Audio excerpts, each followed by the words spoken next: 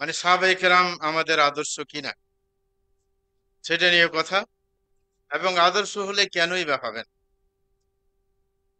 সেটা খানিকটা সময় সাপেক্ষে স্পষ্ট করার আমরা চেষ্টা জানাবো।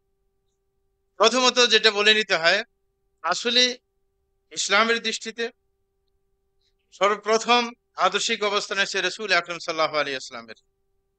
কোরআনের মধ্যে আল্লাহ জাল্লা শানহু সুস্পষ্ট করে বলেছিলেন, লাকাদ কানা লাকুম ফি রাসূলিল্লাহি উসওয়াতুন হাসানাহ লিমান কানা ইয়ারজুল্লাহ ওয়াল ইয়াউমাল আখির ওয়া যাকারাল্লাহু কাসীরা।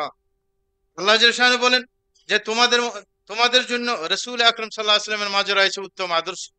তাহলে উত্তম আদর্শ কাকে সাব্যস্ত করেছেন এই আয়াতে? রাসূল আকরাম সাল্লাল্লাহু আলাইহি ওয়াসাল্লাম, কারণ তিনি আমাদের মাঝে আদর্শ হিসেবেই প্রেরিত হয়েছেন। এই কারণে তার মাঝে আদর্শ খোঁজার জন্য বলা হয়েছে। তাইলে আমাদের জন্য একমাত্র আদর্শ কে? রাসূল আকরাম সাল্লাল্লাহু আলাইহি ওয়াসাল্লাম। তবে এই আদর্শিক অবস্থান কে দিবে, কে তাকে আদর্শ হিসেবে নিজের জীবনে মেনে নিবে এবং নিজের জীবনে তার আদর্শকে বাস্তবায়ন করবে, তাদের কথা বলছেন, লিমান কানা ইয়ারজুল্লাহ ওয়াল ইয়াউমাল আখির ওয়া যাকারাল্লাহা কাসীরা। বলা হচ্ছে যে ওই ব্যক্তি এই রাসূলকে আদর্শ হিসাবে মেনে নিয়ে তার জীবনে তার আদর্শকে বাস্তবায়ন করবে, যিনি আল্লাহর কাছে কিছু পাওয়ার ইচ্ছা পোষণ করেন, যে আল্লাহর কাছে জান্নাত পাবেন এই আশা, প্রতিদান পাবেন এই আশা তার আছে, এবং পরকালে নাজাত পাওয়ার ইচ্ছা তার আছে। যদি এরকম থাকে এবং তার অভ্যাস ওয়া যাকারাল্লাহা কাসীরা, বেশি বেশি আল্লাহকে স্মরণ করে, সুতরাং যিনি আল্লাহকে স্মরণ করবেন, পরকাল কিছু চাইবেন, তিনি অবশ্যই বুঝবেন যে আল্লাহ কি করলে আমার উপর সন্তুষ্ট হবেন এবং প্রতিদান দিবেন।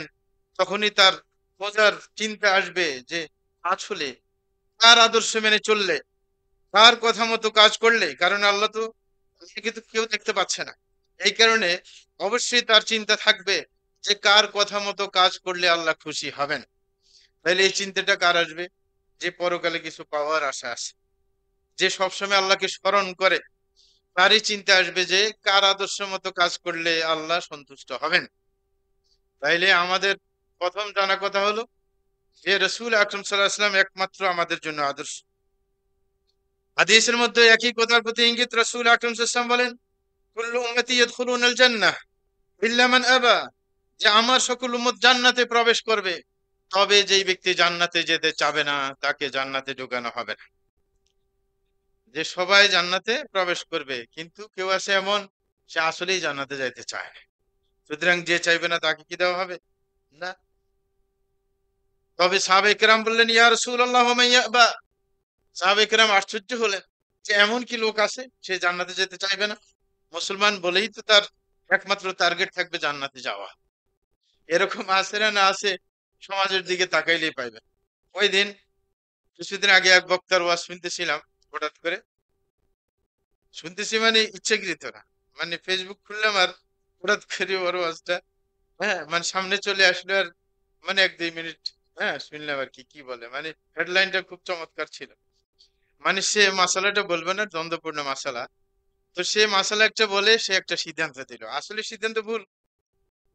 সে বলতেছে, আপনারা আমার কথা মেনে যান, আমি যেটা বলছি এটাই সত্য, যদি সত্য না হয়ে থাকে তাইলে আপনারা যদি জাহান্নামে যান, আমিও আপনাদের সাথে জাহান্নামে যাব। ঠিক তার কথা, মানে আজীব কথা।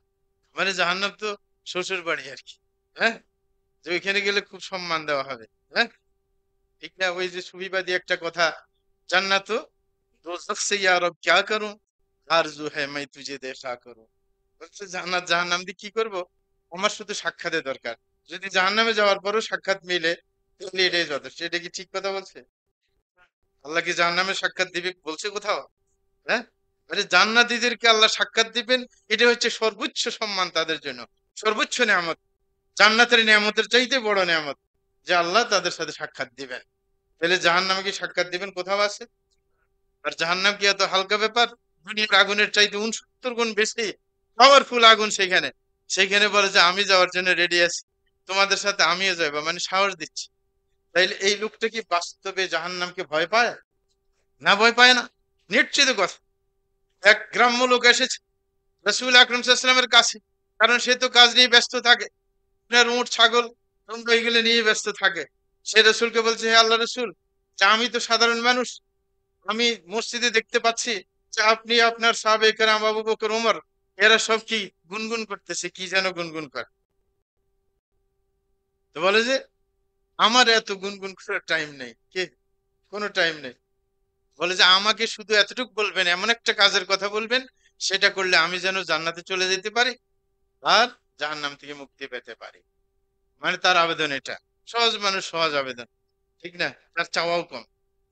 তখন রসুল আকরাম সাল্লাল্লাহু আলাইহি ওয়াসাল্লাম বলছেন যে ওয়াহাউল হানুদান দিন, বলে যে তুমি যেটা বলছো যে জান্নাতে যাওয়ার দরকার, জাহান্নাম থেকে বাঁচার দরকার, এটার জন্যই তো এত গুনগুন করতেছি আমরা, বসে বসে যে আল্লাহকে ডাকতেছি, স্মরণ করতেছি।